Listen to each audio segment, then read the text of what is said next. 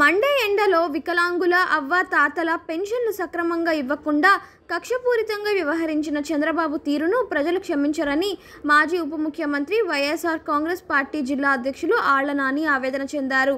వివి నగర్ నుండి MLA Alla Nani MP అభ్యర్థి కారుమూరి సునీల్ కుమార్తో కలిసి ఇంటింటా ఎన్నికల ప్రచార కార్యక్రమం నిర్వహించారు. స్థానిక ప్రజలు ఆళ్ల నాని, కారుమూరి సునీల్కు ఘన స్వాగతం పలికారు. పూలమాలలు వేసి పూలవర్షం కురిపించారు. ఎన్నికల ప్రచారంలో వందలాది మంది నాయకులు, కార్యకర్తలు పాల్గొన్నారు. ఇంటింటికి వెళ్లి వైసీపీ పాలనలో జరిగిన అభివృద్ధి, సంక్షేమం వివరించారు.